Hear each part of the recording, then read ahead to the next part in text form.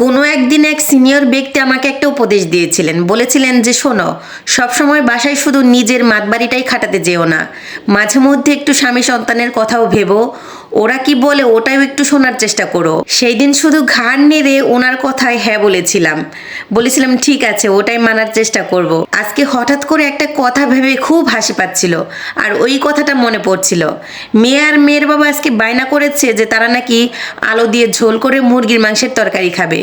তো আমি বলেছি যে আজকে বাসায় কোনো মাংসের তরকারি রান্না করা হবে না, অনেক দিন হলো বাসায় কোনো শাকসবজি রান্না করা হয় না, আজকে বাসায় সব ধরনের সবজি রান্না করা হবে, আর ওটাই তোমাদেরকে খেতে হবে। মেয়ে আর মেয়ের বাবাকে আদেশ করার পর আমি তখন মনে মনে ভাবতেছি, কাজটা কি ঠিক করলাম? তাদের কথার গুরুত্ব কি আমার দেওয়া উচিত ছিল না? কথাটা ভাবতে ভাবতেই আবার নিজেই নিজের মনকে প্রশ্ন করলাম, এই সংসারে আগা থেকে গোড়া পর্যন্ত সব কিছুর হিসাব নিকেশটা কে রাখে? অবভিয়াসলি আমি। নিজের কথা বাদই দিলাম, বাকি যে দুইজন সদস্য আছে তাদের ভালো মন্দ চিন্তা করার দায়িত্বটাও কিন্তু ঠিক আমার। ওদের আরাম আয়েশ প্রয়োজন অপ্রয়োজনগুলো কিন্তু এখন আমিই দেখাশোনা করার চেষ্টা করি। এই কারণে আমি আসলে ওদের কথাটা একটু কমই শোনার চেষ্টা করি, কারণ আমি জানি যে ওরা অসুস্থ হয় কোনটাতে, আমি জানি যে ওরা কোন খাবারগুলো খেলে সুস্থ থাকে, আমি জানি যে ওরা কোন জায়গাটাতে আরাম বোধ করে। তাই ওরা এখন আমার ওপর অনেকটা আস্থা পায়, আমাকে বিশ্বাস করে, আমি যেটা বলি ওটা শোনার চেষ্টা করে। হয়তো আমি একটু ধমকের সুরে ওদেরকে বলি যে এটা করা যাবে না, এটা খাওয়া যাবে না, ওটা করা যাবে না, একটা সময় ঠিকই ওরা মেনে নেয়, কারণ ওদের ভালোটা বোঝার মতো এই সংসারে যদি কেউ একজন থাকে, আমি নির্লজ্জের মতো বলতে পারি সেই ব্যক্তিটি হচ্ছে আমি নিজেই।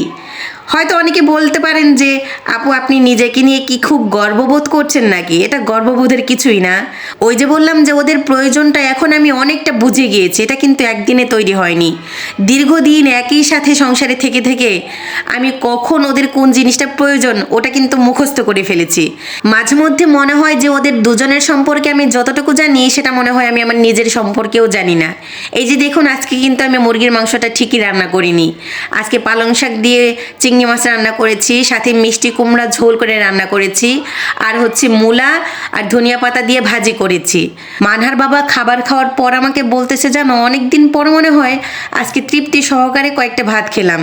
আমি তখন একটু হেসে দিয়ে বললাম, ঠিক এই কারণে আজকে আমি এগুলো রান্না করেছি। গতকালকে গরুর মাংস রান্না করেছিলাম, ওটা খেয়েছো, আজকে মুরগির মাংস রান্না করলে তেমন একটা খেতে পারতে না, এই কারণে ভাবলাম যে একটু সবজি রান্না করি। মানহা পাখিটাও অনেকদিন যাবৎ সবজি খাচ্ছে না, আর পালং শাকটা যদি আমি একটু চিংড়ি মাছ দিয়ে ঝাল ছাড়া রান্না করি, মানহা অনেকটুকু খেতে পারে মাশাল্লাহ। আমি আরও বললাম যে মাঝে মধ্যে হয়তো তোমাদের কিছু আবদার আমি রাখি না, রাখার চেষ্টা করি না, ইচ্ছে করেই করি না, এটা নিয়ে আবার তোমরা কখনো মন খারাপ করো না প্লিজ।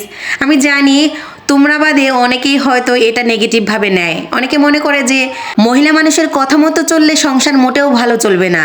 জানি না কতটুকু ভালো চলবে নাকি না চলবে, তবে আলহামদুলিল্লাহ এখন অনেকটা ভালো আছি, ইনশাল্লাহ আল্লাহর রহমতে ভবিষ্যতেও ভালো থাকবো।